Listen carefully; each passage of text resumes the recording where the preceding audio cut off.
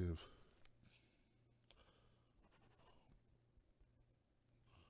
Okay.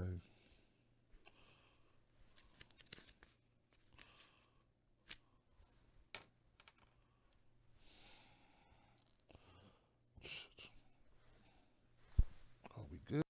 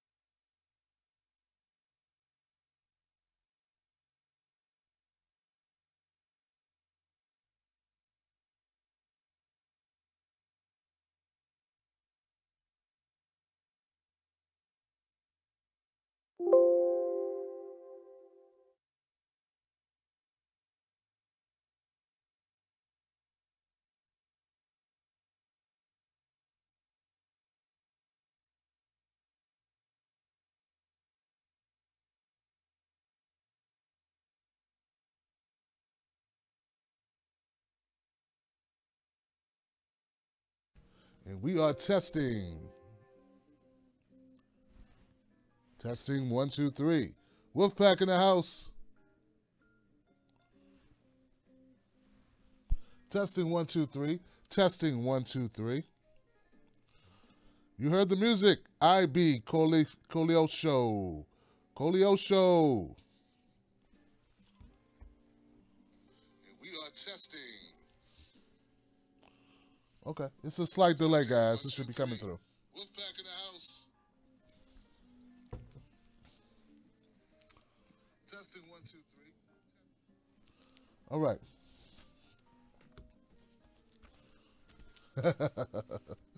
All right. Truth bomb activists in the house. This show is brought to you by justinform.com. YouTube people, justinform.com is a social media site that doesn't steal your data, doesn't sell your privacy. I encourage you, I invite you to go to justinform.com and become a member today. Justinform.com.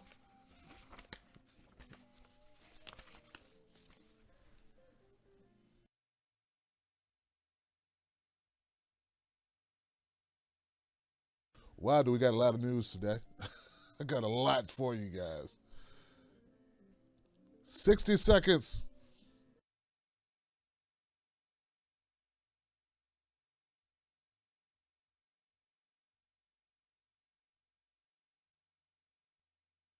Share it on your social media, please. If you're on YouTube, YouTube and justinform.com. There is no censorship on justinform.com, and there's a chat feature, guys.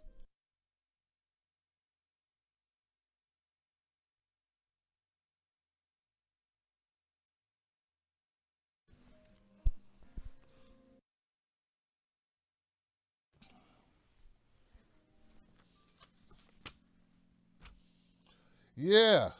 Hey, people, how you doing? My name is Tim Black. Welcome to Coffee with Tim Black.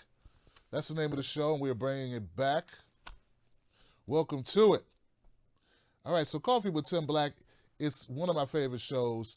I used to do it on a regular basis. Back when my schedule was so crazy, all I had time to do was create content. And I realized that I was just doing too much and that I needed to focus more on trying to grow TBTV. So I had to scale back something. And then I got knocked off Facebook, and I had a lot of issues with Facebook. So I was like, you know what? I'll bring it back come the new year. And it took a little longer than I thought. But now Coffee with Tim Black is back. We're now streaming it on justinform.com. Hey, Justinform, how y'all doing? And also YouTube, because I realized that we're going to have a cutover date for justinform.com. The thing is, you got to get approved to be on justinform.com because we don't like trolls.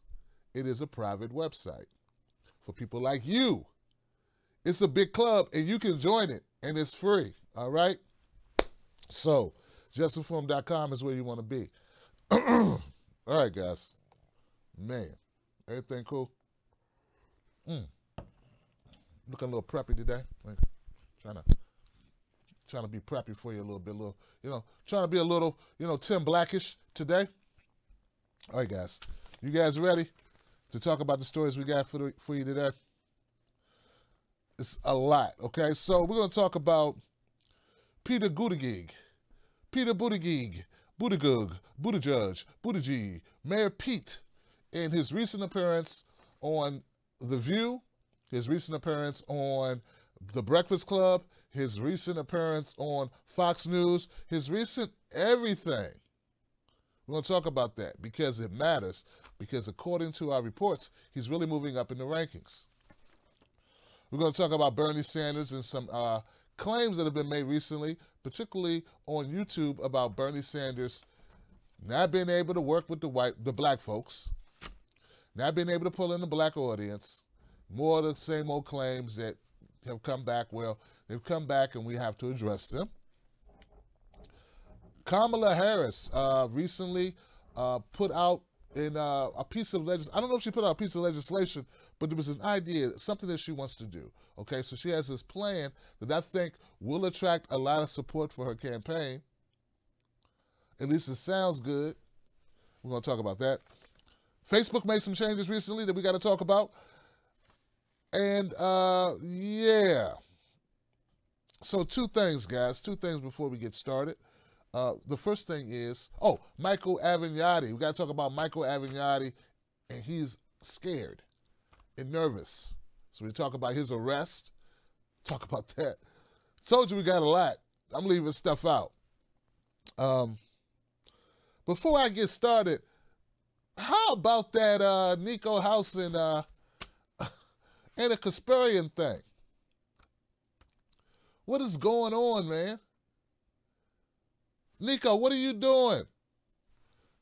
Going after Anna Kasparian. We all know she's just so warm and inviting and always so gracious when she talks about others and how she views the other commentators who do similar work. What a model person she has been. Always open and warm and embracing of others.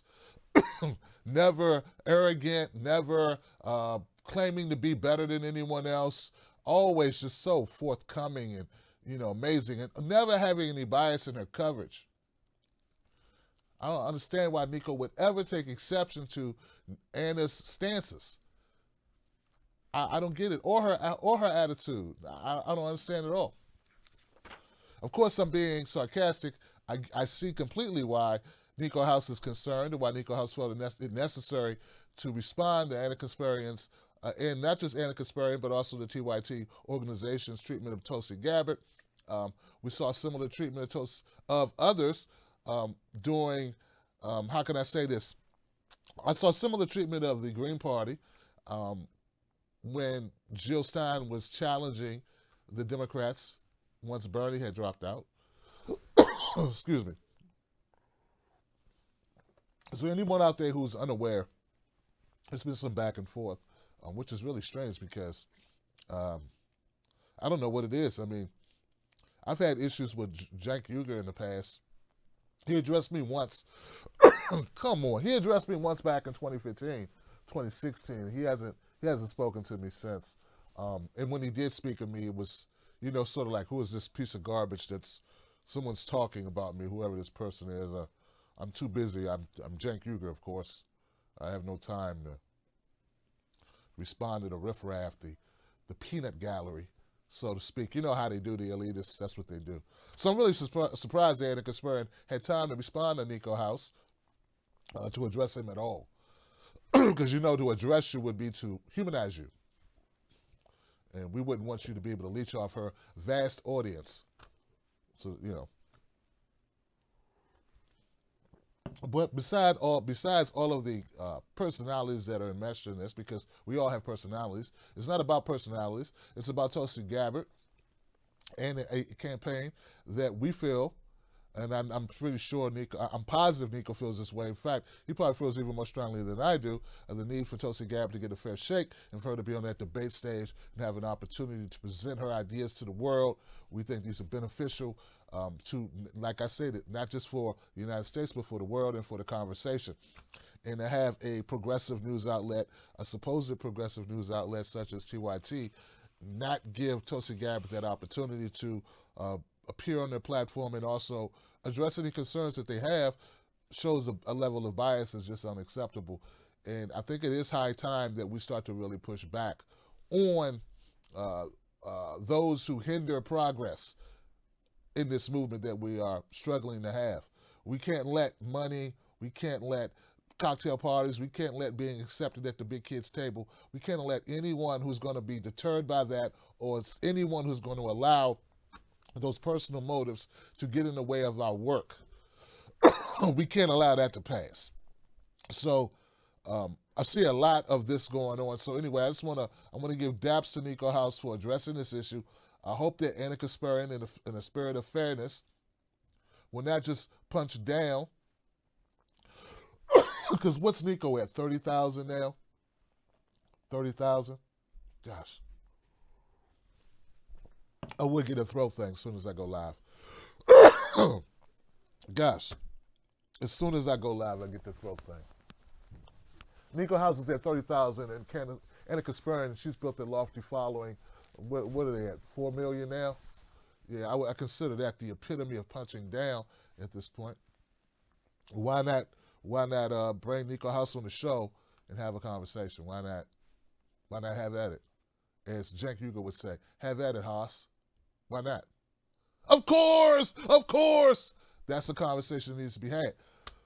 So that's why I'm going to leave that there for right now. I mean, I'm not in this fight. I just wanted to let you know that I do pay attention. I am seeing this. And just weigh in from my perspective. You know, the Tim Black TV, Tim Black Show, TBTV, is the foremost, most viewed, most watched, Black, independently owned, independently funded news commentary channel or entity on the left, right, in America, in the world. You won't find anybody bigger than TBTV. So I want to thank, a shout out to Charlotte for becoming a big-time supporter of the show. Thank you so much, Charlotte. You know who you are. Thank you so much for donating to the show. We are funded by the people.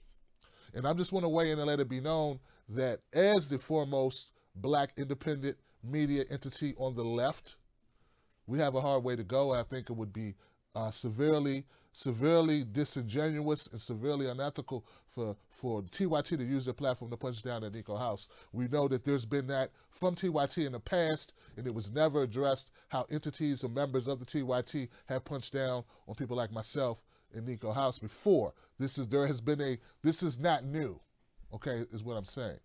And if this continues, if you have a disagreement, you should have a dialogue. You should not punch down on Black independent media on the left. All right.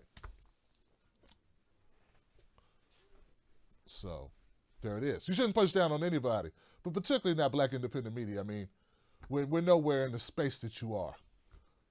For some reason, I've been at this since 2011, and for some reason, I don't know what it is that we have such a hard time penetrating even the liberal viewer base to the extent of our counterparts. But being that as it may, this show is not about that. Just before I leave this topic, though, let me just say, guys, Tulsi2020.com. Tulsi2020.com is the website you go to contribute to the Tulsi Gabbard campaign. Tulsi Gabbard is only 20,000 donations away from reaching the $65,000 donation threshold in order to meet the criteria to attend and compete in and be a part of the first presidential Democratic debates. So let's do that. The first Democratic primary debates, I should say, in June. So let's get her there. It's very important. Go to Tosi2020.com. And from my understanding, she's going to be on the Nico House show on Friday. So that's amazing. That is amazing. Make sure you guys see that.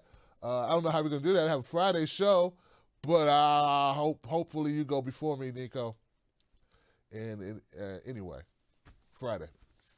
I really like you, Nico, because if I didn't, I would not boost your show on the same show as my most important show, which is Freedom Friday, where people call into my show. But that's the spirit that we have. That's the spirit that we got to have. All right. All that is out the way, finally. Woo! Goodness gracious, man. Lord have mercy. You guys ready? Now my cough is gone. That's what it was. It's like, it's weird. It's weird, okay. All right. So as many of you are probably aware, Jussie Smollett, the Hollywood actor and the notable celebrity who has been embroiled in a hot mess as of late regarding allegations of a hate crime that he made that have proven to be not so genuine, or at least have been asserted to have not been so genuine. And I'm pretty sure you've heard that he had, the Chicago has decided to drop all charges against Jussie Smollett, which was pretty much a surprise to everyone except James Woods. For some reason, James Woods, he knew this was going to happen. Some reason he just knew. He's like, yeah, you know, him and Dark Mice or Mark Dice, they all knew. Because that's what they've been tweeting and posting, is how they just knew this was going to happen. Obviously, because Jussie Smollett's black, and we know how black people get the benefit of the doubt all the time with our justice system. Hey, all the time. Black people just get off all the time. That's what happens. So anyway, the prosecutor who dropped Jussie Smollett's charges says he believes the actor lied to the police. Let's just loosen up, guys, and let's just admit, for the rest of us, we were shocked that this went nowhere, that there was nothing being handed down in the way of charges for Jussie Smollett. In fact, everything I'm about to read in this article, except for maybe the comments made by the prosecutor, will be assertions based on opinions. Because, well, once you throw a case out, it's sealed. See, the case has been thrown out. It's been sealed. It's as if this case, the charges, the incident never occurred. When you seal a case, that's it, right? So that's the case. That's the situation here. But in the interest of us trying to wrap our heads around what just happened, how did Jussie Smollett, who apparently, fabricated a hate crime, who apparently made this erroneous police report, allegedly used friends to stand in as MAGA hat wearing racists and bigots or whatever, what have you, and assaulters. How did this case get thrown out? So let's go. So the prosecutor who dropped the charges against Jussie Smollett said he still believes the attacker lied to the police about the racist and homophobic attack he allegedly staged in Chicago in January. In a surprise hearing Tuesday, Joe Maggots, the first assistant state's attorney in Cook County, announced he decided to drop the charges against Smollett. The stunning reversal, 18 days after a grand jury indicted the Empire actor, on felony disorderly conduct, outraged the Chicago mayor and the police department. Yeah. Okay. We got to stop there because the level of shock was physically, like you could feel it. Like someone walked over your grave. It was everywhere. People were really up in arms. But none more surprised, obviously, than Mayor Rahm Emanuel. Well, there was one person more surprised about this incident. It was me, because I was surprised that Rahm Emanuel is still the mayor of Chicago. How could a mayor who oversaw one of the vastest, most egregious cover-ups in police history, Chicago police history, at least in its current iteration, in the current realm, be so shocked about a case not going the way he thought it would go, about a case, the way Rahm Emanuel talked, you would believe that he slept through Laquan McDonald's case under his watch,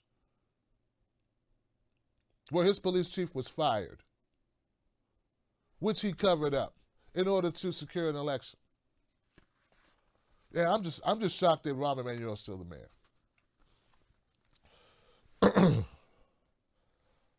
Okay, so the Chicago mayor, so he was upset, obviously, because we know how Rahm Emanuel likes to get to the bottom of things and set things straight. The decision to drop the charges does not mean the actor was innocent or any new evidence was presented. Maggots told CNN affiliate WJS, "We believe that he did what he was charged with doing. This was not an exoneration. To say he was exonerated by us or anyone else is not true." He said charges are dropped in thousands of cases, but Smollett's case is getting scrutinized because he is a celebrity. He goes on to say there are many other cases, over 5,700, that have gotten some type of alternative or deferred type of prosecution involving a dismissal at the end of the case. Yeah, so you're the prosecutor of the case. Could you explain to us why the case was kicked? There must be a reason. Could it be the celebrity of Jussie Smollett is what prompted this case being kicked? I mean, $10,000 worth of bond money has been forfeited to Chicago, but that wouldn't even cover the cost of Rahm Emanuel getting out of bed in the morning. It definitely does not cover the cost of investigators working tirelessly to try to find out if there was a hate crime that took place with a celebrity in Chicago. So that $10,000 means nothing. And according to my information, there was also this thing about Jussie Smollett did some community activist work at Jesse Jackson's office, making flyers or mailing flyers or something. And I'd just like to know, what kind of PR catastrophe are you trying to create? Is it your job to make people like Mark Dice and James Woods and Tucker Carlson heads explode? I'm just wondering, is that what this is all about? Because, yeah.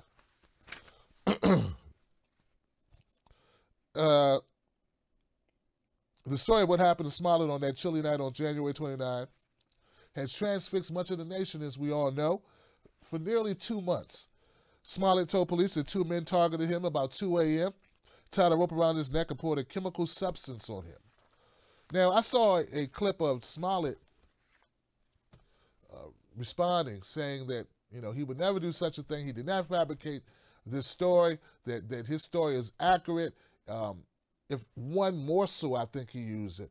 Don't quote me. It's pretty close to what he said. He said, if one morsel, if one tiny bit of what they're alleging is true, that he could never hold his head up and that he would not be his mother's child. Well, according to the prosecutor, I don't know who his mother is. He can't have the same mother. He said he wouldn't be his mother's child, so obviously he's an orphan. Because according to the prosecutor, they said he lied. They're saying that you lied, Jussie Smollett. Look for this story to become a new movie put out by Lionsgate in the near future. I'm just joking, but I'm telling you this. I mean, he's going to be able to profit off of this case. Profit from this. Now, look, I don't believe that Jussie Smollett was attacked by MAGA hat wearers and 20 with a solar, what is it, vortex, cortex, vapor, what the hell was going on? It was really cold, and it was 2 a.m., and Jussie Smollett, before this happened, was not that well known. Not everybody watches Empire. And he's definitely not so well known that you'd see him across the street and you'd be like, hey, that's Jussie Smollett. At least not the people that watch, people who are MAGA supporters. Mike Pence wouldn't know who Jussie Smollett was. That's what I'm trying to get to. So, I never bought into the story. But I did say, if the story is true, find out who did it. That's all I've ever said about it, other than saying, well, this looks bad. Jussie Smollett. My problem with this story is not that Jussie Smollett gets away. Your problem with the story should not be that either. And the reason why I say that is because we have countless. If I started pulling up, which I was going to do, I was going to pull up all the cases of false police reports that are reported. I was going to pull them all up. And then wait for Tucker Carlson and everyone else to his explode. But I realized that his would not explode because it's not advantageous for the his to explode on those cases like the barbecue Becky's and sleeping while black or eating while black or walking down the street while black or cutting your lawn while black or what. Did you see the guy cleaning up his own yard and the cops? Someone called like, what he's been, the person who rented the Airbnb and the black woman went into the Airbnb and someone saw him, so they called the police and said, oh my God, it's black people. They have to break in. Like, these are false reports too. Nothing was being stolen. That's a false report. So we get false reports all the time. Is it fishy that Jussie Smollett gets away with it? Maybe it is fishy. Yeah, I think it is fishy. But, like I said, that's not my problem. That's not what I'm most upset about. What I'm upset about is the people who are saying, see, it's not about race. Race don't matter. Race don't matter. It's all about money. And those people have, I don't know where their memories have gone. Ask Bill Cosby, is it all about money? I don't know, just ask him. Oh, that's right, you can't. I mean, you can't call him, he'd have to call you because he's in jail. With all his money, he's in jail. Because, I don't know, I thought you just said it was all about money. No, I've covered cases, of course, I've covered cases where money, is the thing that works for you. Our system is jacked up. It is unfair. But it's unfair in lots of ways. It's unfair. It's more unfair to men than it is to women. It's more unfair to black men than it is to white men. It just is. But yes, it is also unfair to poor people as opposed to rich people. In fact, one thing that you will not find is a rich person on death row, which is why I can't support the death penalty, because I know how it's meted out.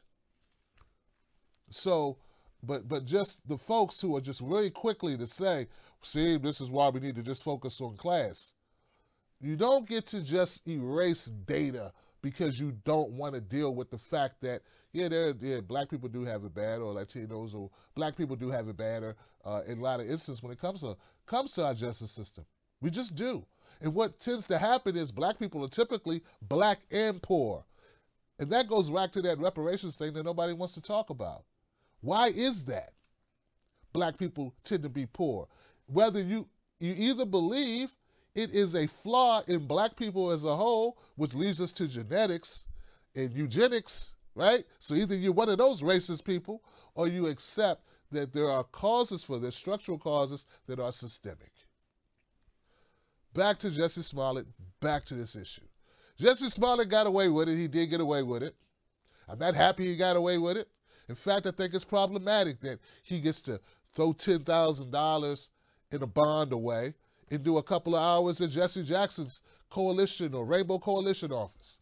I don't think that's fair. But I don't think it's fair that John Crawford had his brains blown out because somebody in Walmart saw him holding a toy gun or a gun that they sold at Walmart that he was looking at. I don't think that's fair either. I don't think it's fair that a mom can't walk with her son that's of a lighter complexion and people call the police thinking that she's stealing the child or kidnapping the child.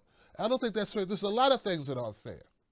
But people are real selective about what they think is unfair. I thought it was unfair when the influenza case happened and the rich white kid who killed 4 people. He killed 4 people and paralyzed another person driving drunk in his pickup truck. But because he was rich, he got probation. He only got time because he ran away from the probation. He did not follow the conditions of his probation. I thought that was wrong too. And I covered it as such. So just to put a bow on the Jussie Smollett case, guys. Yes, Jussie Smollett probably deserves more justice, Jussie, than he received. The Chicago Police Department, though, should be quiet. The Chicago Police Department has a horrible track record of meting out such justice. They have a horrible track record of keeping their own officers in order. But I guess when you are on the wrong side of bad publicity so often that they feel they need to jump out and pound their chest, ooh, we are the victim. It does not excuse, there's no excuse for the conditions in the Chicago Police Department. But a broken clock can be right at least once a day, which it is. Anyway, that's it for Jussie Smollett case. Guys, send your hate mail to Rahm Emanuel. All right? But please stop tagging me in tweets telling me, see, we all the same. We just all, if you broke, we all treated the same. No, they're not afraid of you like they're afraid of me. It's different. You know that. But I want to team up with you and fight them, though. So let's team up and fight them on both fronts. Let's team up and fight them on race, and let's team up and fight them on class. Let's team up on both those things. It's called intersectionality, and it does exist. Okay, enough.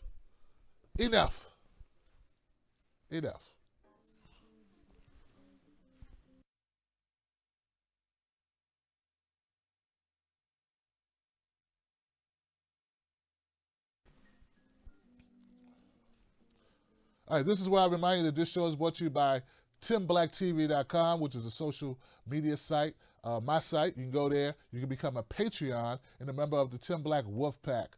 This is a big deal. To become a member of the Tim Black Wolf Pack means you are part of a family.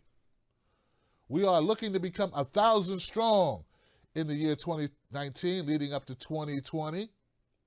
We're now at the 300 mark. We need your help.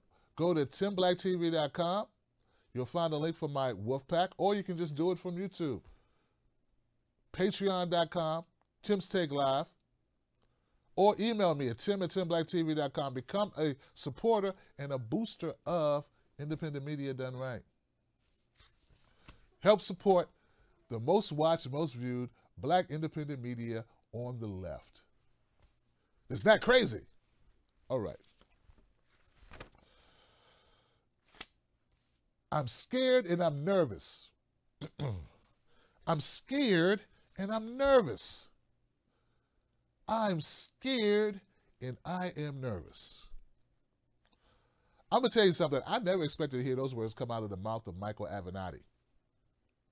But those are the words I heard come out of his mouth this morning on CBS, where he held an interview where he discussed the situation ahead of him, which is being charged with several felonies. In fact, almost 100 years of jail time is what he could face if he is convicted. Stormy Davis, what's her name? I forget her name already. Stormy Daniels. That's how much she's fallen into the past. The Stormy Daniels lawyer is in the hot seat. He was once considered to be a presidential candidate. Now he's considered to be in the crosshairs of the New York. Is it the New York or is it California? Let's find out. Michael Avenatti is nervous and scared about the prospect of prison time. Labels Nike extortion allegations absurd. Michael Avenatti, the latest allegations against him is absolutely absurd, before admitting he's nervous and scared and potentially being put behind bars. Avenatti, the celebrity lawyer who rose to prominence last year while representing porn star Stormy Daniels and was briefly considered a potential 2020 Democratic presidential candidate, who said, "We need a white guy to defeat Donald Trump. And I'm a white guy." He's a white guy who may spend 100 years in prison. Was accused by federal prosecutors in New York of operating an old-fashioned shakedown by trying to extort between $15 million and $25 million from sports apparel giant Nike. He's also simultaneously facing separate federal wire and bank fraud charges in Los Angeles. That's what it was. He's being charged in 2 places. That's a bad week.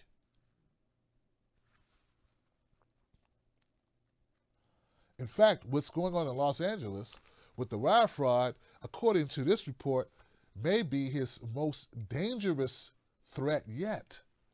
Not the Nike. The Nike's getting a lot of attention because, well, it's Nike. But the allegations of wire fraud, those are very tough allegations.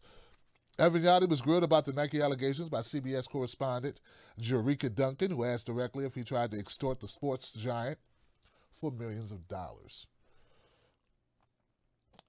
No, he said, and any suggestion is absolutely absurd. Nike knew from the very first moment that I had any contact with Nike, that I was insisting that the truth about what Nike had done be disclosed to federal prosecutors and investigators, he said on the network.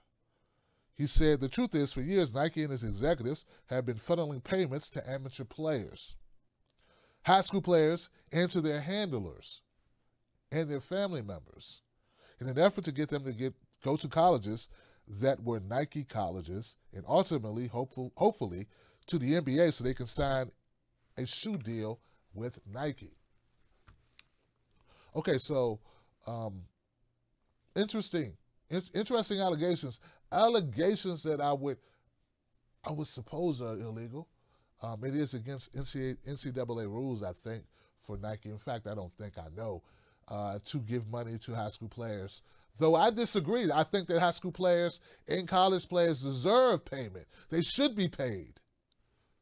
I look at it the other way. I think that these young people, if they make money for their universities, if the universities benefit, so should the families and so should the young people who are doing the work.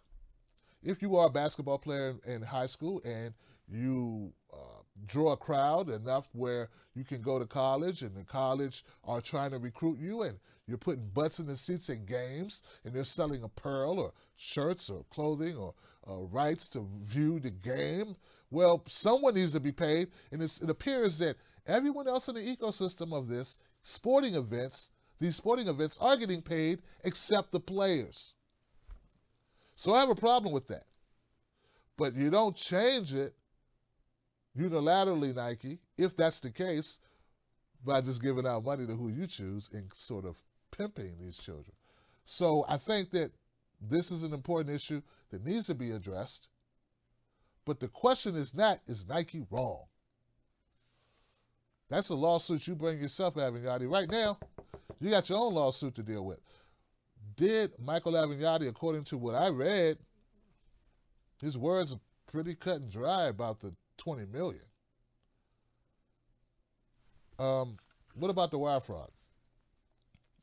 As alleged, Michael Avenatti approached Nike last week with a list of financial demands in exchange for covering up allegations of misconduct on behalf of the company. Yeah, that's pretty tough. Like, if he did that, his career is over.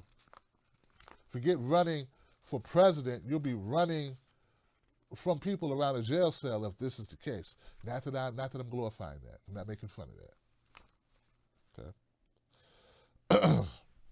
But he will be running because, let's face it, everyone called him. I remember everybody was calling Michael Avenatti such a hottie. Now he's a naughty.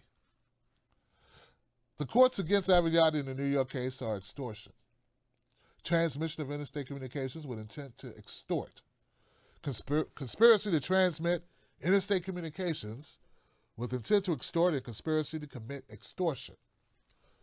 So basically, there's a lot of extortion going on in New York that they're alleging that Michael Avenatti took place in or played a role in. Avenatti is looking at up to 47 years in prison on the New York charges if convicted, and 50 years in California, which resulted from a much longer running investigation involving a lengthy paper trail. Avenatti has strenuously denied wrongdoing and in a tweet early Tuesday morning, thanked supporters for the kind words, adding, "It means a lot to me." Now, in order to kind of get the goods on this story of Avenatti, I'm reading a Fox News article right now on this case. And I tend to do that. When I want to know about someone on the left, I tend to go Fox or somewhere, Zero Hedge or something on the right, because they'll be more scathing. And when I'm looking at somebody on the right, I tend to go to a left media source or an independent media source. So Fox News says that they have text messages that they obtained exclusively and email conversations between Avenatti and the former client Gregory Beretta, which documented Beretta's efforts for several months in 2018 to locate and obtain funds he was owed pursuant to a settlement agreement that resulted from his intellectual property dispute with an out-of-state company. Financial documents also reviewed by Fox News show that the money had been wired to an account designated by Avenatti on January 5th, 2018. But that Avenatti apparently continued to dodge increasingly frantic questions about the client as to where the funds were. Ew. So according to Fox, they have actual evidence themselves that Avenatti may have transferred funds illegally, illegal wire transfer, in an extortion attempt or in a case of extortion. This is very serious stuff, guys. Much more serious than the allegations made by Stormy Daniels. There is something I have to bring up before I move on past Avenatti, though. In the document that I read when this story first broke, Avenatti, there were some like transcripts from the communications, and it was with a Nike exec, I think it was. And Avenatti said something to the extent of, the allegations are never totally true or something, as in the R. Kelly case where 90% of the allegations are not true, but it still ruined him, or something like that. But something to that extent. Anyone know what I'm talking about here?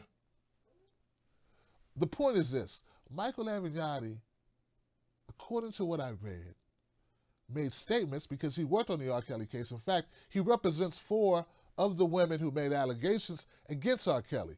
His statements were that 90% of what he presented was inaccurate, false, misleading. Now, I need to look further into it. Frankly, with all this going on, it's hard to devote much time to Avenatti. There's a lot happening in our race at this point, in our races, and the Democratic primaries are heating up. But I will take time to find out more. If you want to help with this story about Avenatti, hit me up at tim@timblacktv.com. I don't want to let this moment pass. Avenatti, appears to me, he may have ran his mouth about some of his dealings and gives us a glimpse into what type of a lawyer he truly is, and also, by extension, also showed us how corrupt our justice system really is from the lawyer's point of view. I think it's something that cannot be ignored, right? Far-reaching implications if this ever goes to trial, and I'm assuming it will. Far-reaching implications if we start digging into, if Avenatti can't be trusted, what about the people, the lawsuits that he's bringing or has brought in the past? What about those? Do we need to take a closer look at those? And one of those that's currently going on is the R. Kelly case. All right. All right, guys, let's move on. We got a lot going on here. Tell you.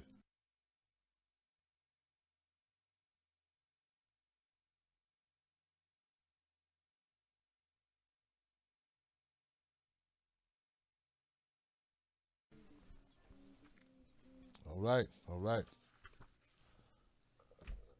All right, so where do we go from here? Gosh, there's so much happening here. Give me 1 second, guys. You know, I like to go with a flow, kind of.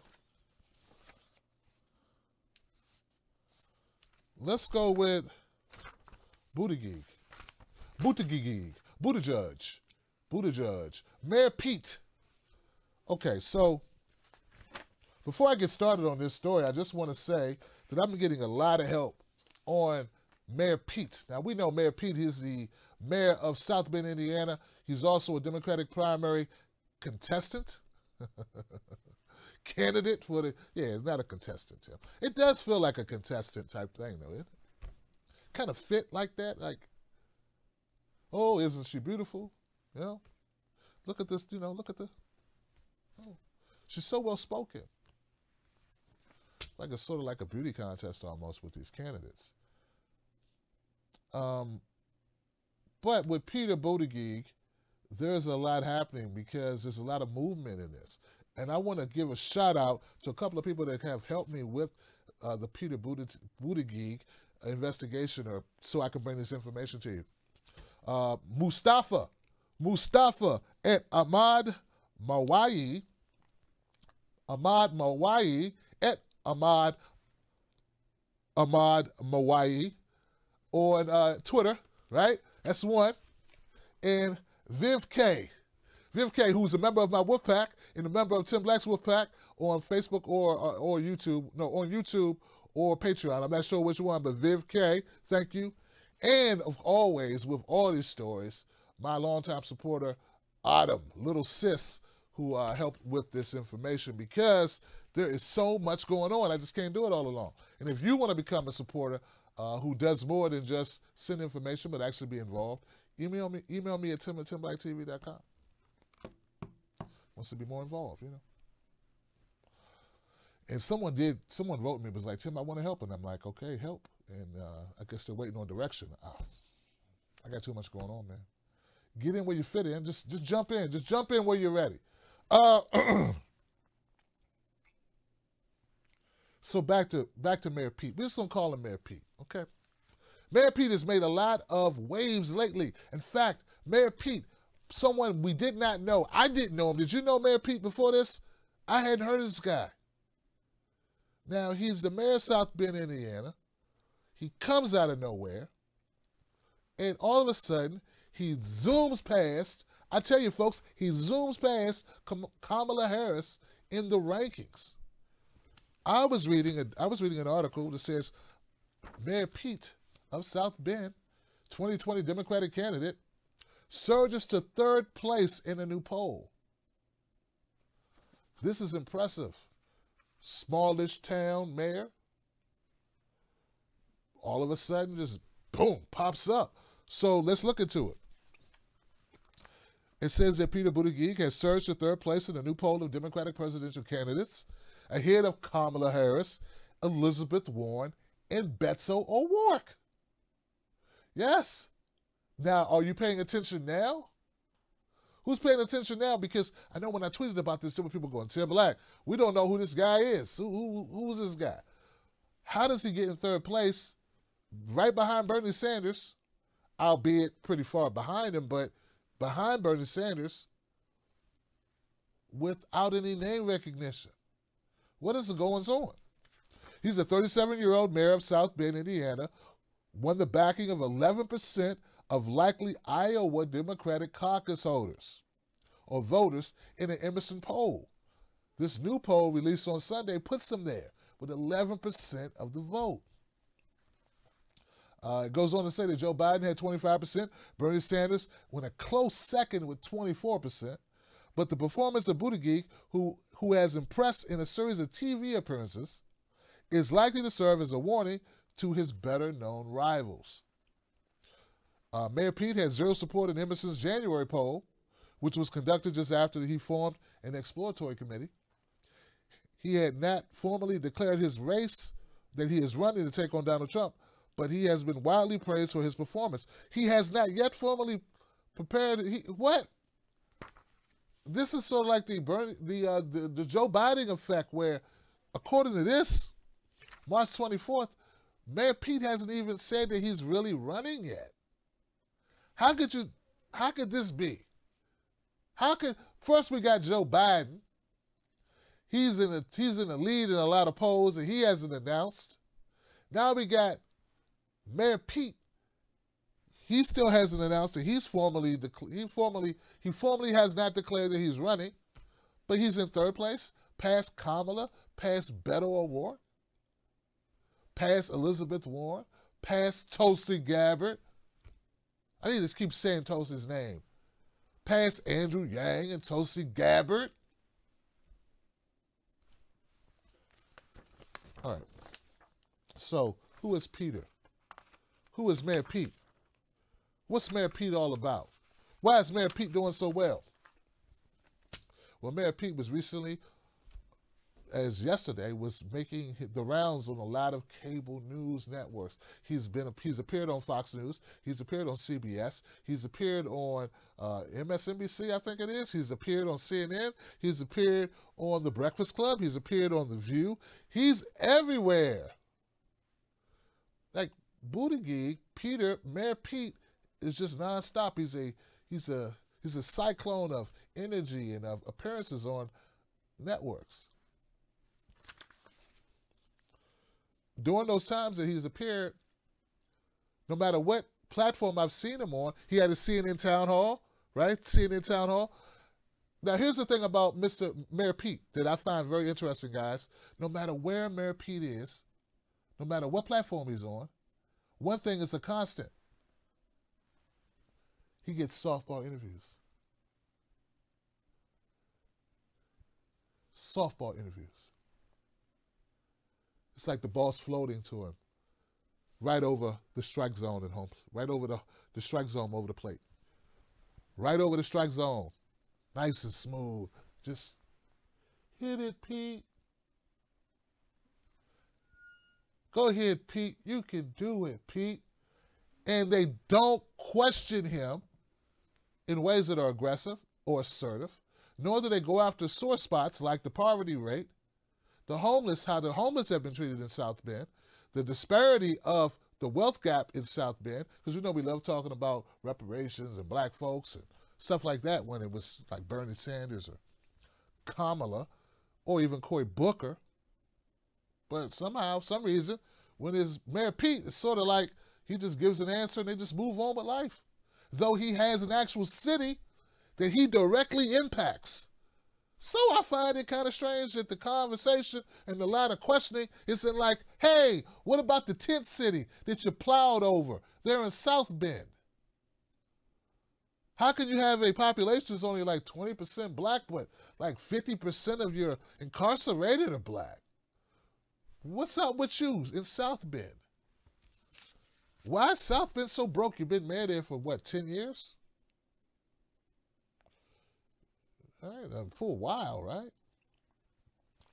What I'm saying is, and I'm not suggesting that every problem in South Bend he should have rectified by now, but come on, guys. He's a mayor of a city. Why aren't people asking him tough questions?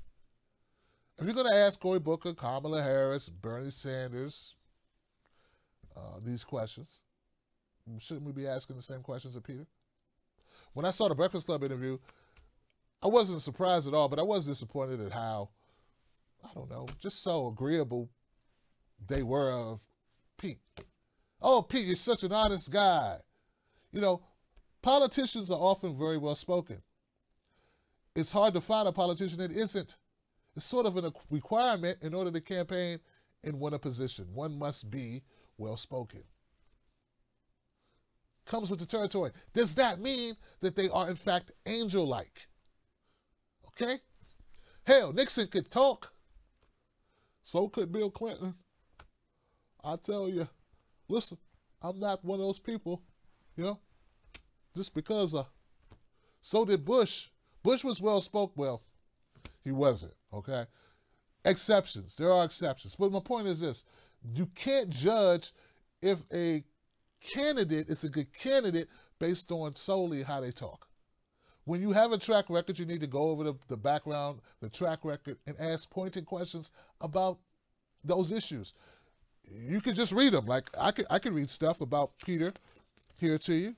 Mustafa brings up some points. He says, it takes only one Google search with the words black poverty in South Bend, Indiana, and you realize he couldn't help black people in his town, so how could he help us nationally? That's a question that Charlamagne the God or Angela Yee or, I don't know, was it Jake Tapper, whoever interviewed him on CNN, they could ask him that. I mean, if Mustafa could look it up and Tim Black could look it up, I'm sure Jake Tapper could look it up. Just a question. He said the average income is $20,000 a year, but for black people, it's only $13,000 a year. Why? I mean, and it's not as if, you know, Mayor Pete can resolve all these issues unilaterally, but he could be asked the tough questions, because if you're going to use that as your experience and say, well, you know, a mayor of a city has a lot of responsibility, so mayors are really qualified to be president, well, you're right.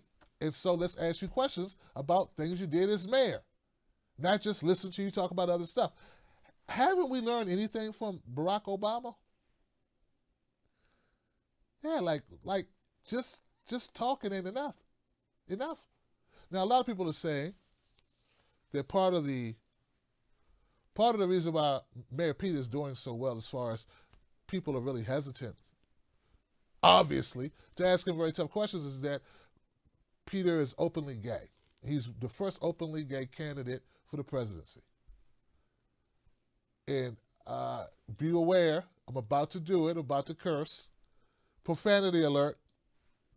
I don't give a damn if he's the first gay candidate, first trans candidate, he's the first Eskimo candidate, if he's the first little person candidate, he's the first ambidextrous candidate, he was the first candidate that swam the English Channel, he's the first candidate, first presidential candidate who could tap dance and make Kool-Aid, and if you like hot wings. I don't give a damn about his first. What I care about, is he good for us?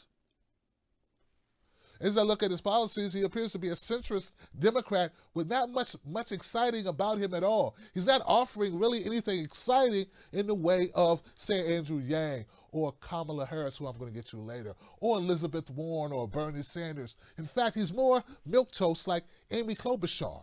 But he's in a package that's a little bit more, I don't know, tasty to some people. You know, being LGBTQ community and also being 37.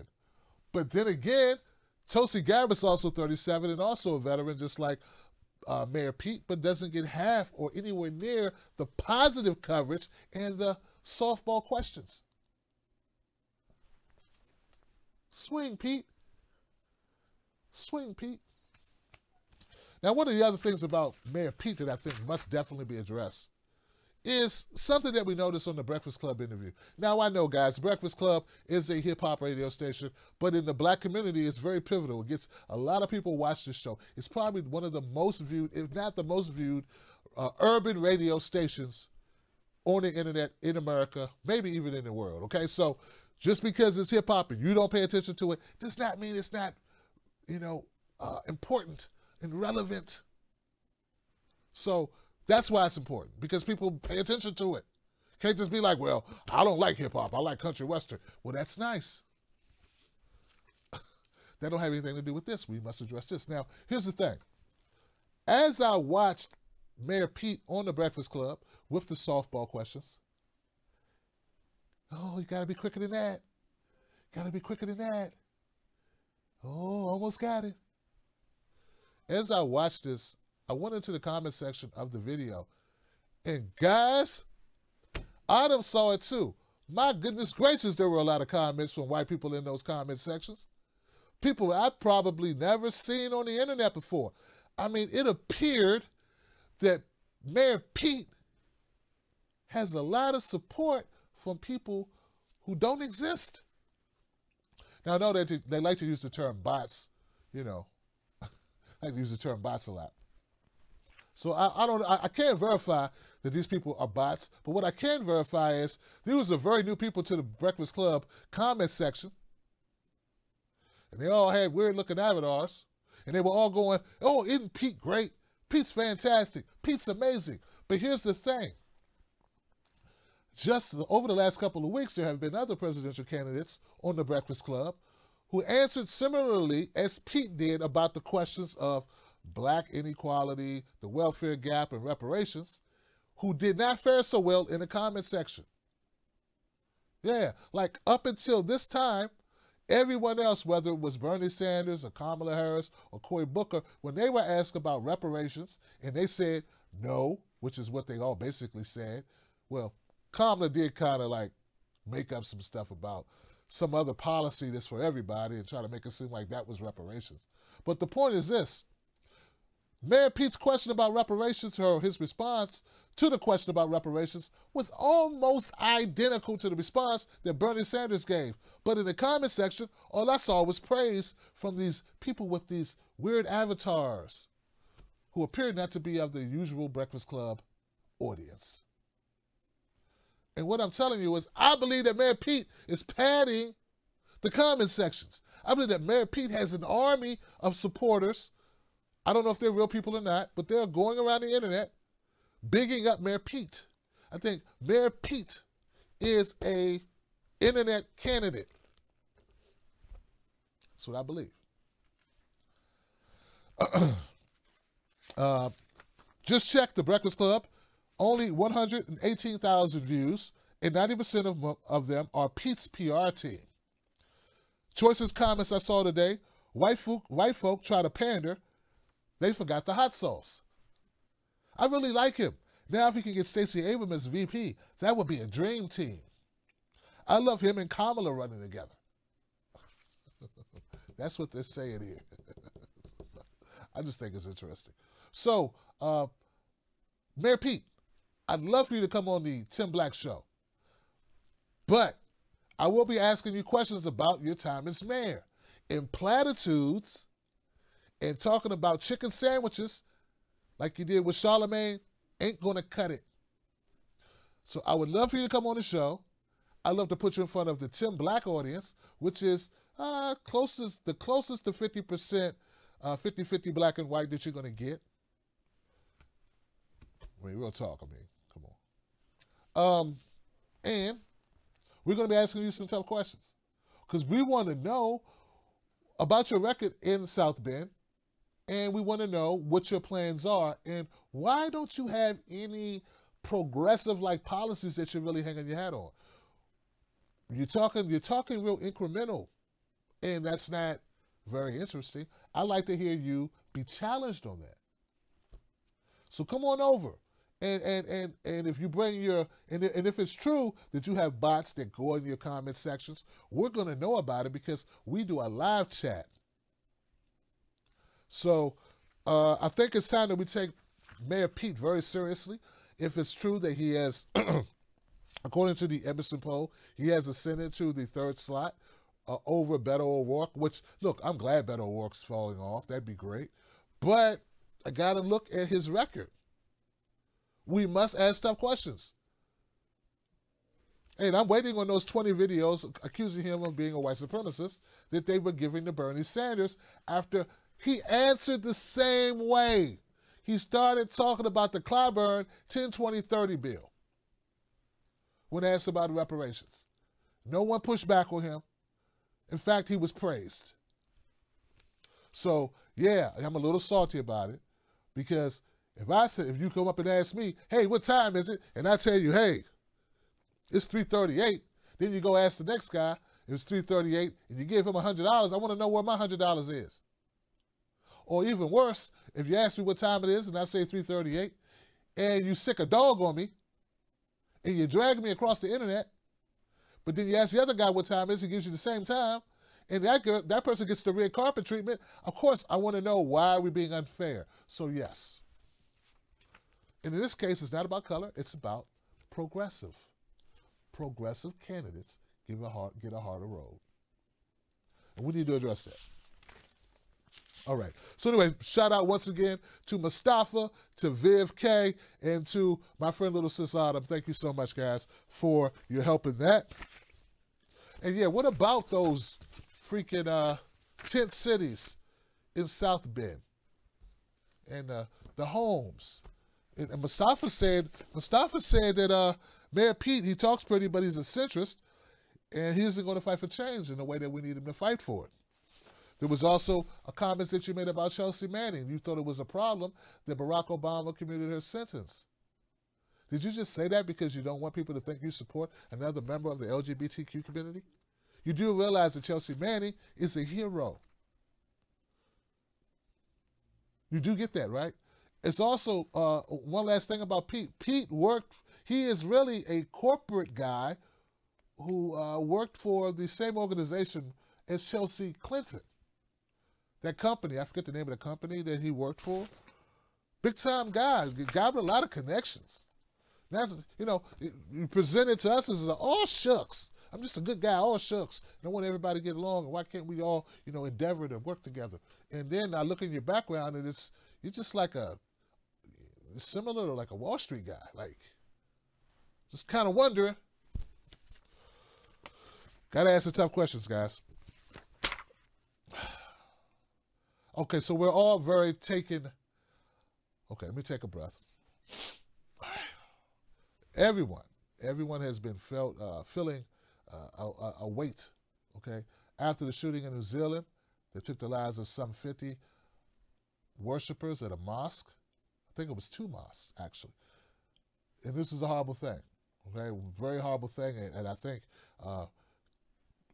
people say, Tim, what do you have problems with Trump about?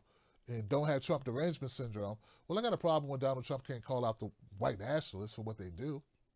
I think he wouldn't have a problem calling out, he doesn't have a problem calling out football players who won't stand for the flag. He doesn't have a problem calling out, Mexicans or people trying to cross the border. But he does have a problem calling out white nationalists. What is that? What is that, James Woods? What is that? So I have a problem with that. Now, just in, after New Zealand mosque shootings and civil rights backlash, Facebook bans white nationalism and separatism. Now, when I see this, part of me wants to go, yay, good.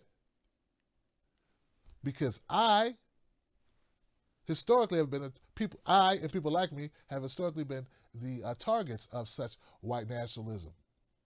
That's why. You're not a target, baby, you go, oh, wait, what if it's just free speech? We like free speech. But how are they going to divvy it out? And of course, yes, I'm concerned about free speech being trampled, but not to the detriment of people getting shot in mosques. So we have to take a look at both things. We have to be careful. Facebook is a privately held company, as is Twitter.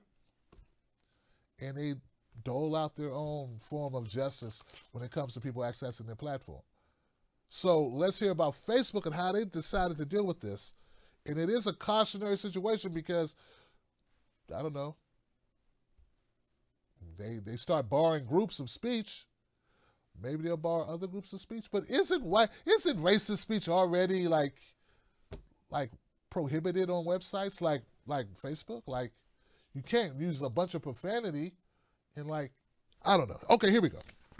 I'm just wondering what's different now. What are they going to do differently? And how will you determine what's white nationalist speech and what isn't? So yes, in theory, I want to stand up against white nationalism. I don't want people feeling uncomfortable to be on the freaking website, but how do you determine what that is? Are we having people that walk around or make posts on Facebook and Twitter or Facebook and Instagram because Facebook owns Instagram? Are they making posts going, I'm a white nationalist? Hey, I'm a white nationalist. Is that what they're doing? And you go, ooh, got one. Or are you going to have to make deductions based on people's posts if they are supporting white nationalism? Which to me gets into a very gray area. Okay, so here goes the article, at least a portion of it. Facebook is banning explicit praise, support, or representation of white nationalism. Well, I don't know what that means exactly. Are there people who make posts such as cheering on the shooter in the New Zealand mosque Well, yeah, get rid of them. I mean, I have no, I wouldn't want them on my website. I mean, that has to be considered hate speech because you're supporting like death, murder. But in what other ways is this being used? Like, that's the worst case scenario. What about other scenarios? Like, just because you support, like, I don't know, some right-wing commentator, does that mean you support white nationalism? Let's keep going. Here goes some of the phrases that they're talking about. I am a proud white nationalist. Well, that's pretty cut and dry, right? There's no gray area there. Following deadly attacks in New Zealand mosque and a backlash from Black history scholars and civil rights groups.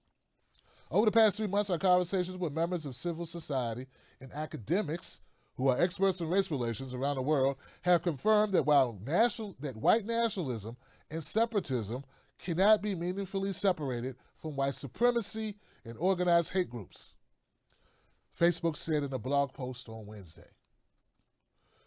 Users searching for white nationalism and separatism will be directed to resources that help people leave hate groups starting next week, the company said. So we're seeing people looking to be recruited or looking to join this ideology. I guess we do, you know. Explicit expressions of support of white supremacy are not permitted on Facebook. The decision to extend that ban to white nationalism and separatism addresses one of Facebook's most controversial content moderation policies that control the speech of more than 2 billion users around the globe. All right, so this is going to be one of those situations, as I stated in the opening, where we're going to have people going, hey, we got to protect free speech no matter what people say. Yeah. No. Not just... What's going to end up happening with Facebook and Instagram, it's going to become a utility. It's going to be taken over by the government. That's what's going to end up happening, guys, because this is not going to stop. They're only going to get bigger. They're going to have more control over the town square, over communications. And they're going to continue to get pushed to stop people from doing bad things on their platforms and things that they feel are bad on their platform. I can't stand up for white supremacists or people supporting white nationalism. I just refuse to do it. I mean, I could, and that would be pandering to you. My thing is, why don't you just save that for your own website? Or why don't you just save that type of conversation for a DM or an email or... I mean, why would you need to post that on Facebook? You don't own Facebook.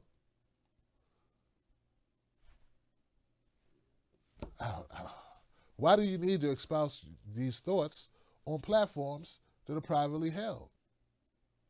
That's my only thing. Like, you won't get banned if you don't use that type of language on their platforms. So why do it?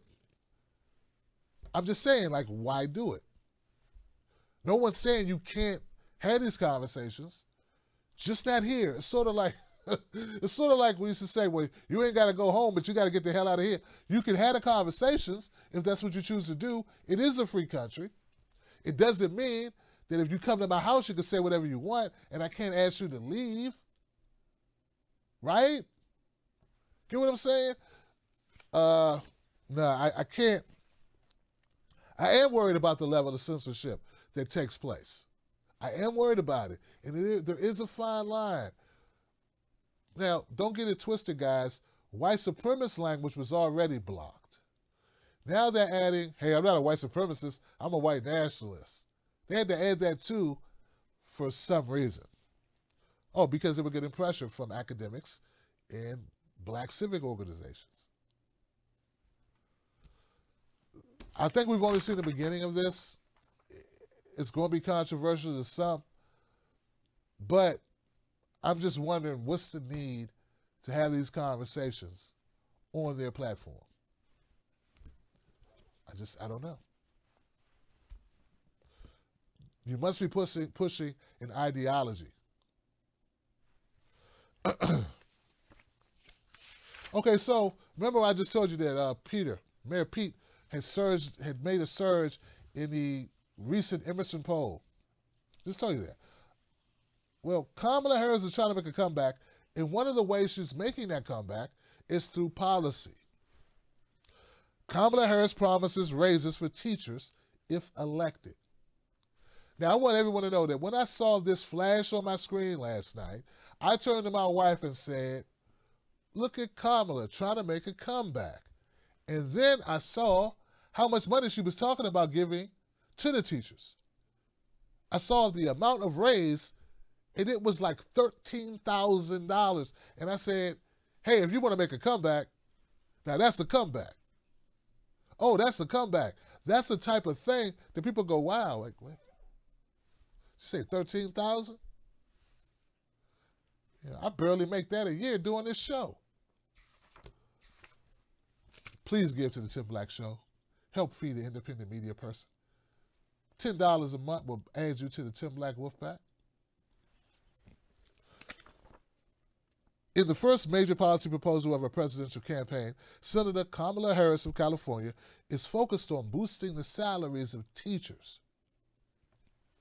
Harris' campaign says her plan is an unprecedented investment in teacher pay and toward programs dedicated to teacher recruitment, training, and professional development. In new details released on Tuesday, the Democrats' campaign described the underpayment of teachers as a national failure that's holding America back. You know what also holds America back? Prison. Cop. I had to say it, man. I had to. We failed to give teachers the respective resources they deserve. I agree. Look, I can disagree with Kamala's background, how she ran to the left, ran to the right, ran to the left, like she was trying to dodge a shooter. You know, you do the zigzag thing. Left, right. Whatever they need me to be. But I will support policy that I think is good policy, and I've long felt that teachers are underpaid. Or we want our kids to get a better education. We got to fight for our teachers to get a better pay so that the better teachers stay teaching and so that they can live indoors. These things are important. We got teachers buying their own supplies, buying their own books, buying their own pencils and pens and erasers because the schools are underfunded.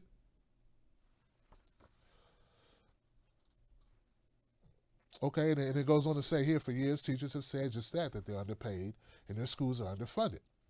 Seeking higher pay and more education funding, teachers in more than a half dozen states have walked out of their classrooms. I know West Virginia, New Jersey, in this sweep in the nation, I saw down south, people were walking out. In the Midwest, teachers were walking out, demanding raises. Harris previewed her plan in a Houston speech on Saturday. Here's what she said. She said, you can judge a society by the way it treats its children.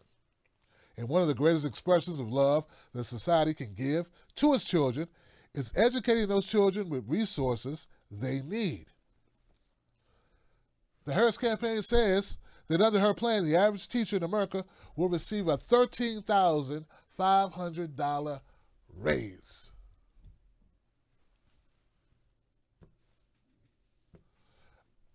I think there will be an influx of good teachers. There will be an influx of people who will consider educating and becoming teachers who may not have considered it before. I think this is a good thing.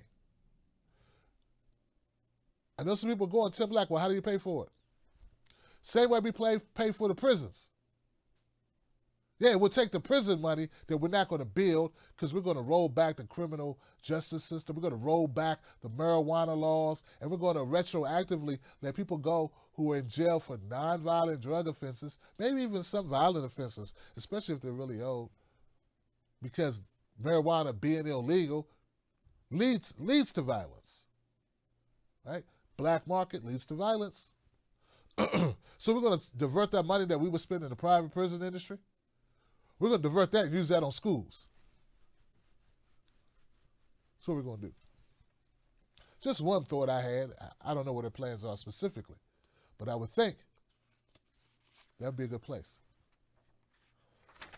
Interesting stuff, guys. Interesting stuff. Let's find out. What I will do is update you to Kamala Harris and what her campaign is about. Some of the changes. This is what I'm talking about. Whether you agree that teachers need to be more paid or better compensated for their work and that recruitment needs is going to require you to do a better job in compensating teachers or not, whether you think that's a good idea or not, you see what I'm saying about exciting proposals. Mayor Pete doesn't have any of those that I saw. But you know who does? Tulsi Gabbard has exciting proposals. She does. She's also a veteran. And she's also a millennial. She's 37. So go to Tulsi2020.com. Yeah.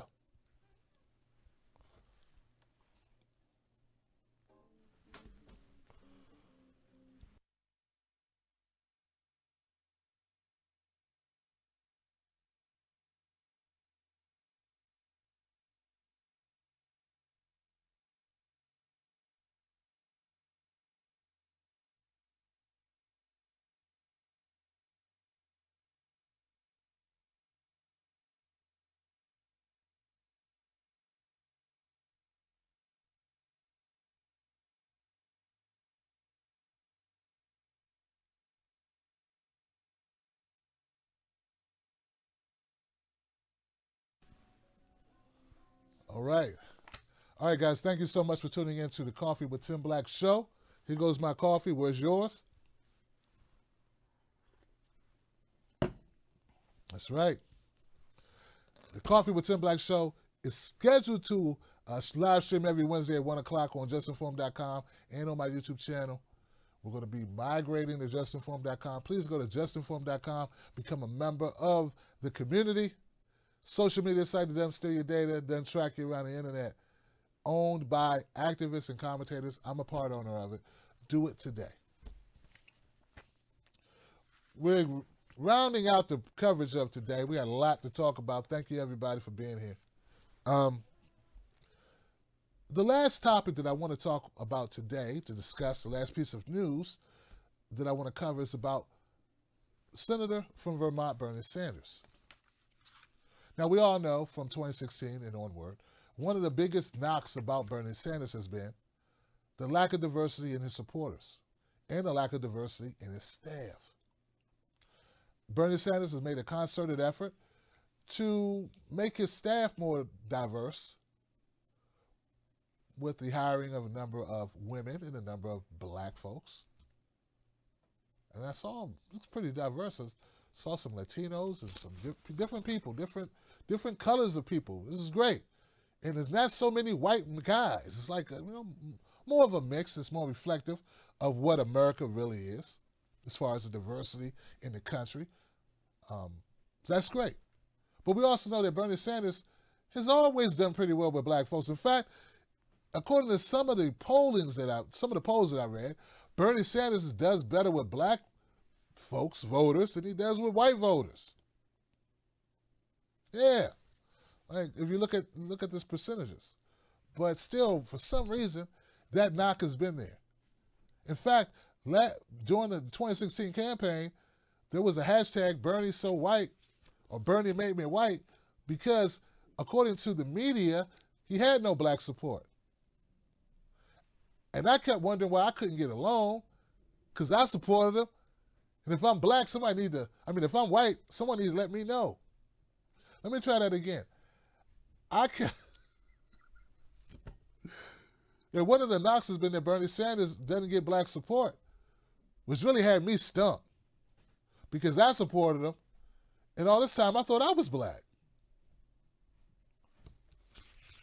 Somebody need to call the bank and give me a better percentage on my loan. If I'm white, I can go back in time and talk to those cops that pulled me over that time.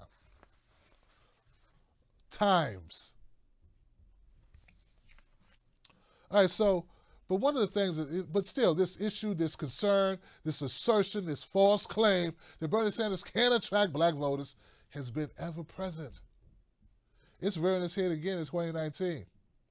There's a video that's been making a lot of waves. It's by a person who was very critical of Bernie Sanders. And he says that Bernie Sanders went to South Carolina, he could not get black people to come out. Well, folks, it's not true. Oh, it's not true. In fact, there are supporters of my show, people who have helped me with my show for many years, who were at that event, who saw black people there. Which leads me to wonder, where are we getting these ideas that Bernie Sanders can't pull in a black audience? I'm black. There are other black supporters of Bernie Sanders. Maybe it's from media. According to a friend of mine who says that they attended the Charleston event in South Carolina, there were black folks there, just not as many as white folk. Then they go on to explain how many folks that they met, they talked to that were black and white and different colors of people who were there and they were attending the event. Just seemed kind of strange that there'd be a video that's getting a lot of traction. That's sort of misleading.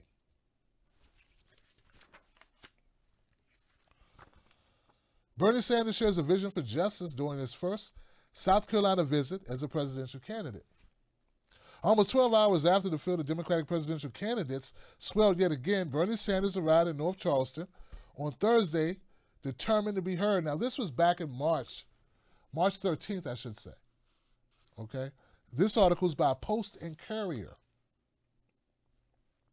Now, the event took place at the, what's the name of this church? The Royal Missionary Baptist Church. The very space where California Senator Kamala Harris, who is also running for president, addressed more than 1,000 people last month.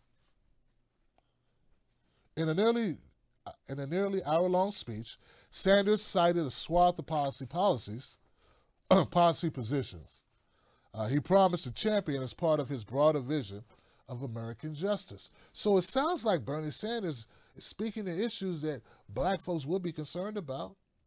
Social justice. He talked about Medicare for all, raising the national minimum wage to $15 an hour, tackling climate change, ending the cash bail system, ending the practice of separating children from their mothers at the U.S.-Mexico border, overturning Citizens United, yeah. It just seems like issues that Bernie's focused on are issues that anyone would be concerned with. What I've noticed, guys, and let's just shoot it straight. Let's cut it, right? Part of what's happening with Bernie Sanders is it's advantageous and financially inviting to criticize Bernie Sanders online. You will get views, which is part of the reason why I feel that the Breakfast Club and other entities were so critical of Bernie Sanders when he attended events on their platforms. It's good for ratings. In the same way, Trump was good for ratings.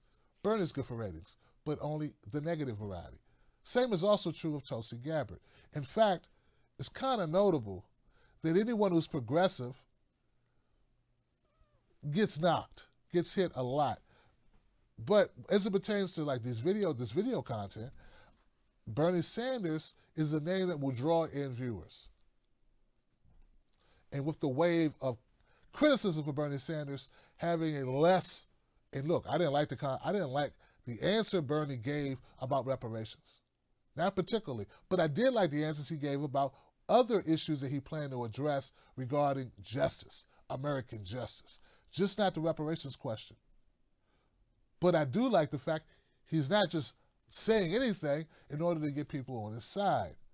Maybe that's not a good way to politic, at least not a favorable way to politic.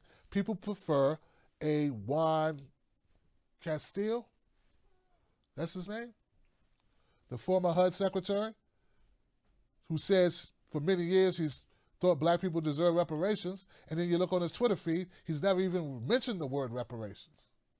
Not once. He's been on Twitter for a decade. But anyway, but anyway, I don't really want to go down that path. What I want to say is it's advantageous for people to make negative content about Bernie Sanders. This is how you get views. A lot of people have adopted it.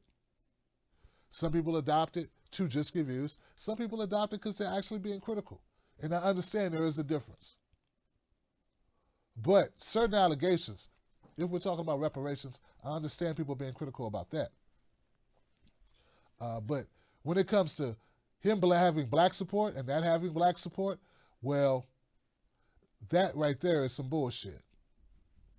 I mean, you can easily Google and see that Bernie Sanders has black support. As I stated in the opening, Bernie Sanders has more black support, or is viewed more favorably by the African-American community than the white community at large.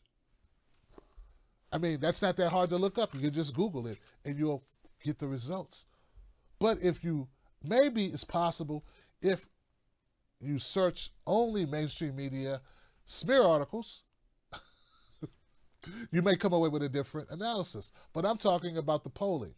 And I'm not saying all the polling is great and all polls are great and you can just believe every poll you read. If that's the case, Hillary will be president. But what I am saying is that according to the data that's out there, if you're making content based on data, you can't or you should not omit to your audience, Boyce Watkins, you shouldn't admit to your audience that Bernie Sanders is polling pretty well with African Americans. Even better than Kamala Harris or Cory Booker. So to the lady who wrote me a long letter asking me to address that video because you thought it was problematic that a candidate with the most progressive platform for African Americans is being bludgeoned by African Americans, particularly in this case, an economist, a learned man who is bashing Bernie with unfounded allegations and untruths, is misleading the African American community about that candidate at a time when he's most needed. Well, don't worry, my friend. I got you covered. So, yes, criticize Bernie Sanders. I've criticized him in the past. I will probably criticize him in the future. But there's always a road for redemption for someone whose policies I feel are redeemable and more good than bad and more supportive than non-supportive of black folks in general. So, with that being said, don't get too upset about these types of content you're going to see as we lead up to 2020. There's going to be a lot more of negative content about Bernie Sanders is going to flood. I know the Washington Post put out 16 hit pieces in 7 hours or something crazy, 24 hours, I forget what it was. There's a reason why. And independent media folks or people who call themselves independent media or whatever they're doing, they're going to follow suit if it's advantageous for said pocketbook. Because that's just what happens in a capitalistic society and in a world where clicks matter more than substance. So there you go. Back to the claim that Bernie Sanders can't pull in black supporters or I've seen pictures, and I'm going to, when I post this video in an edited format, I'll probably post some of the pictures of black folks at events that Bernie is speaking at. Maybe that'll help. But at the end of the day, it's all about the policy. It's policy over party, people over party, and maybe people will have to look at that and make their own decisions. It's my job to kind of try to provide good information, truthful information, be as transparent as possible. I haven't decided who I'm going to vote for, but I have decided I will be supporting progressive candidates until I figure that out. And if I never decide who I'm going to vote for, it don't matter. I'm going to continue to support progressive candidates. Candidates with bold ideas that challenge the status quo, that don't cave into it. So that's all I got on that Bernie Sanders story. It's sad that folks make a living or seek to find financial gain in slandering a politician or a candidate with a track record of supporting progressive policies that would actually help the black community more than, say, an incrementalist like Hillary Clinton or Mayor Pete from what I can glean. Also an Amy Klobuchar, but this is the world that we live in. So we got to take the good with the bad and just punch back. And I want to applaud the progressives out there, my independent media friends, people who are independents, not just Democrats. I'm an independent voter, by the way, who are, pounding your chest a little bit and being a little bit more outspoken. We need to be more outspoken and more tactful in our, in our disputes and with our claims, because we are up against it. This whole Mueller investigation, the Mueller report, truly shows, I thought everyone knew my stance on Russia. I mean, I had a website called Russia.com that mocked the Russia scare tactics. I put out countless videos. I thought everyone knew, and then I found out a lot of people didn't know. Well, just like your Jimmy Dores and your Kyle Kalinskis and others were against this Russia narrative, so was I. And I think we have to continue to remind ourselves, though maybe you and I know the good work we try to do here at TBTV, others don't know about it. And that's where you come in. Too often I'm not being a part of these conversations that matter.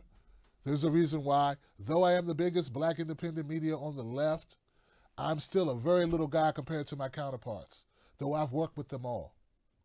I need your help to grow this so I can get some people on the ground, so I can hire some staff, so we can expand the TBTV organization and make it bigger.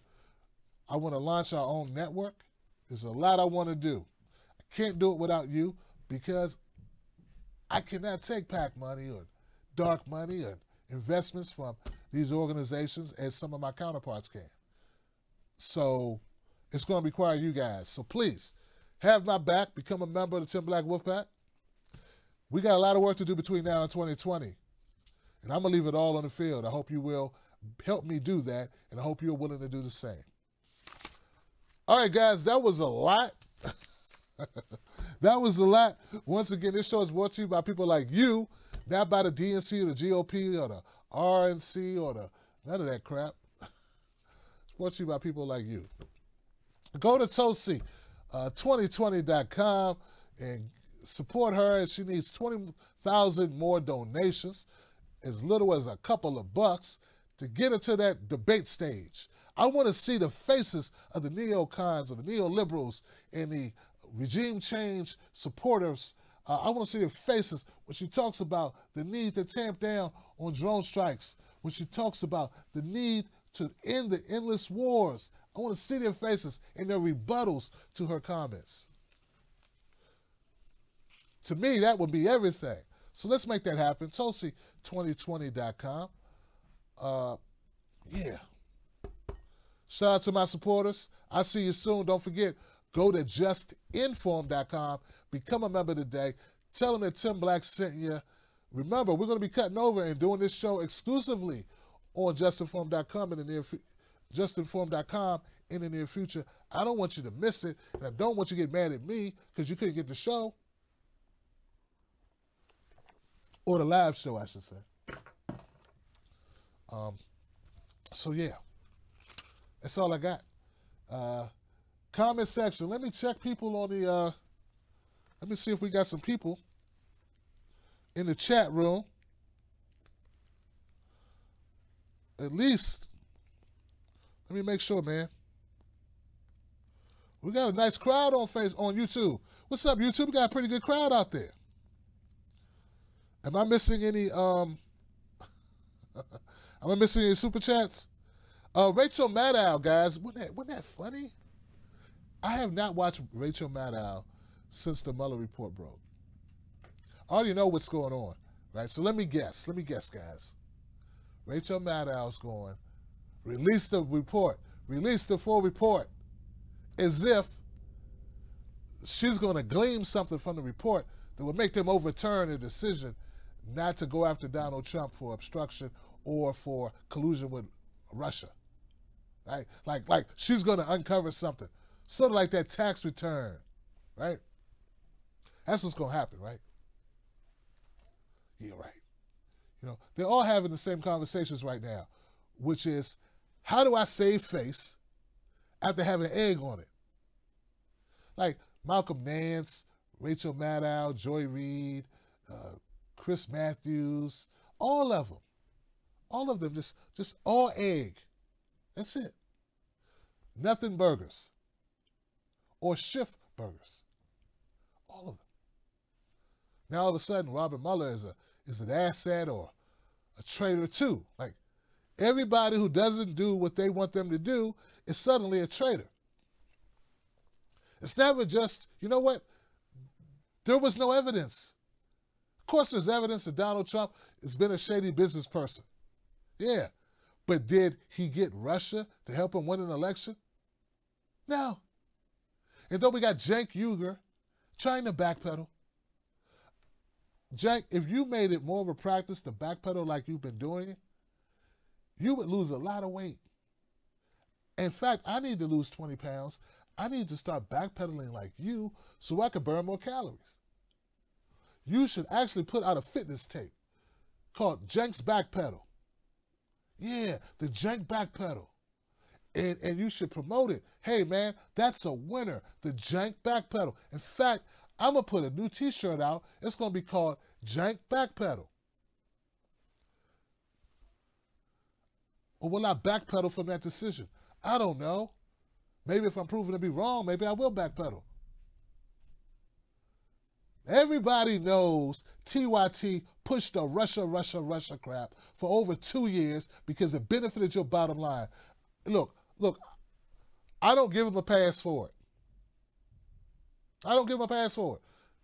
Oh, well, you know, it's just business. Yeah, it's a business. It's slimy. It's scumbaggery.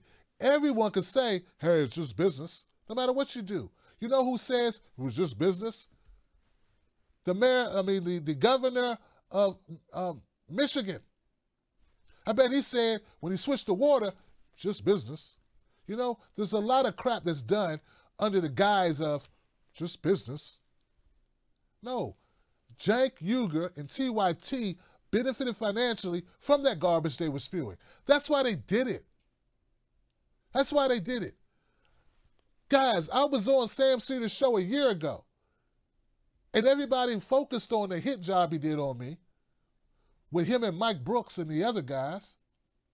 When I called in to talk about the left working together, and he had all this stuff prepared to play with the mic and increase his volume and lower my volume and call me out on all types of stuff like, why did you talk about Seth Rich? Why did you do this? Why did you do that? But there was a part of that conversation that many people just overlooked because they really like Sam Cedar. It was the part where I said, Sam, you are misleading people with this whole Russia crap. And he said, I don't believe the Russia story, but I'll push it because it benefits my side. Sam Cedar said that. Not only did it not destroy his channel, not only did liberals not cease, or not only did liberals continue to watch his channel, but he grew.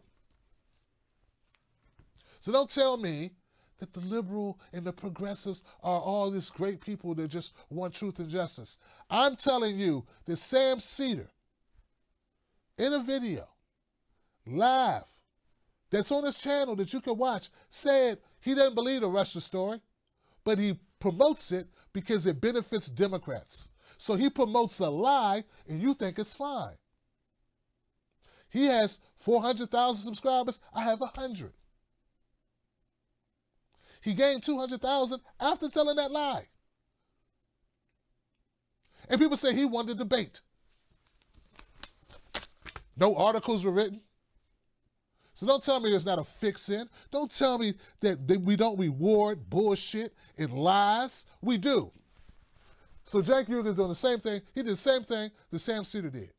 It's just Sam Cedar was a little bit more honest. He didn't even try to deny that the story was a bunch of bullshit. He said, yeah, I know it is, and I'm going to keep supporting it because it helps us. That's exactly what he said.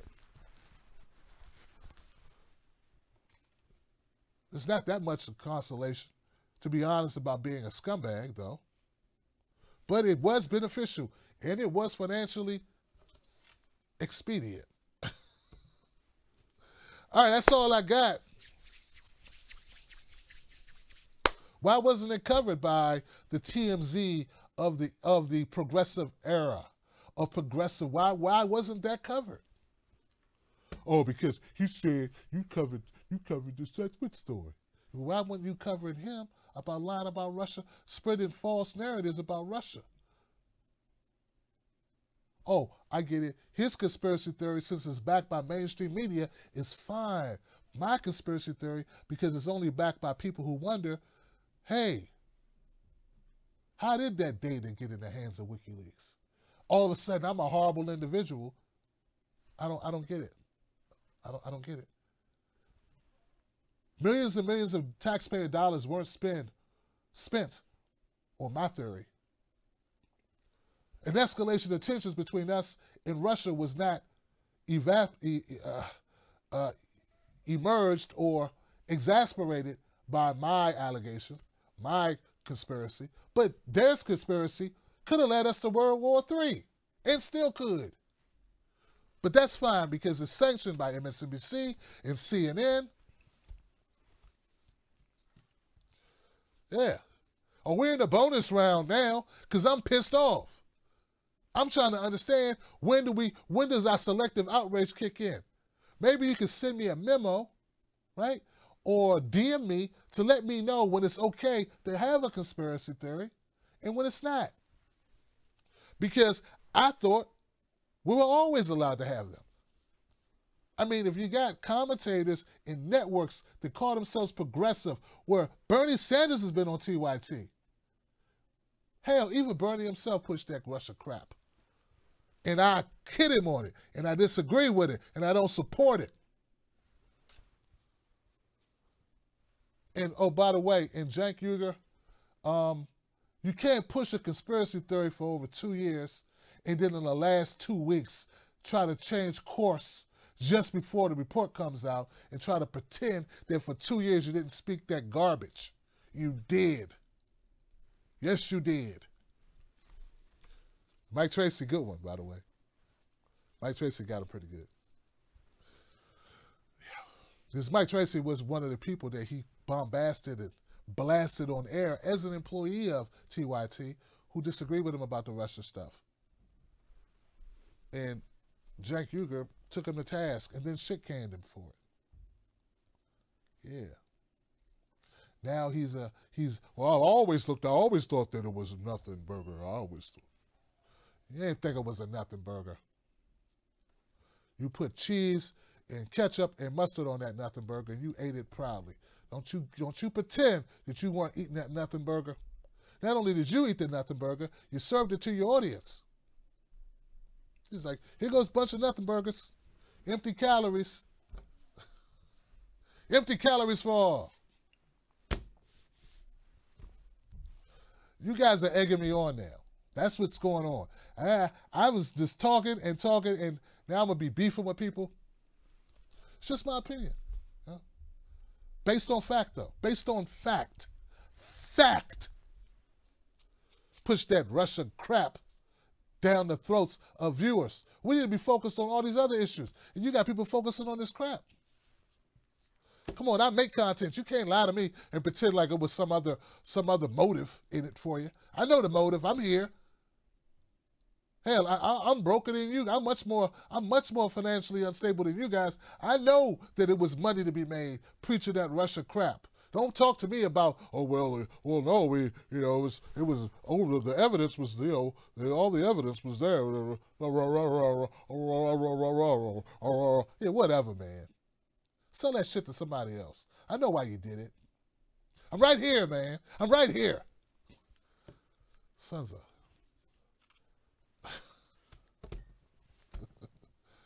Oh, Tim Black, you always stay in trouble. That's why you can't grow, Tim Black. You're always fighting with other progressives. You keep fighting with them. Well, you're supposed to let them lie? That's what you want? You want things to be nice? Meanwhile, millions of people are being lied to? That's what you want? All right, I'm done, guys. I'm done, really done now. You guys are in trouble. Don't forget, Tulsi Gabbard is going to be on the Equal House Show on Friday. I hope that she's also going to go on TYT, where Anna Kasparian will have an opportunity to debate her, to talk to her, and ask her questions, and will allow Tulsi Gabbard to speak and defend herself to these allegations. Because unfortunately, as it stands today, TYT is the biggest independent media entity on the left. So it matters if they're making allegations and accusations and not allowing her to respond. It matters. So we gotta give her an opportunity to talk. And hopefully, soon after she goes on Nico's show, Miss Gabbard will come on the Tim Black show. At least that's what I've been told. Also, someone talked to Mr. Mayor Pete. I want Mayor Pete on the show. Hell, bring on Kamala Harris. I want to ask Kamala Harris some questions. Come on, man. That's why we're at it. I want Joe Biden and Bernie Sanders on my show. How about that? All right, guys. I'll see you on the next one. Don't forget, tim@timblacktv.com. Find me there. Add me as Real Tim Black on Twitter and on Facebook. Don't forget to go to justinformed.com, become a member. Don't forget to go to Tulsi2020.com. Don't forget she'll be on Nico's show on Friday. And don't forget that I love you. Peace.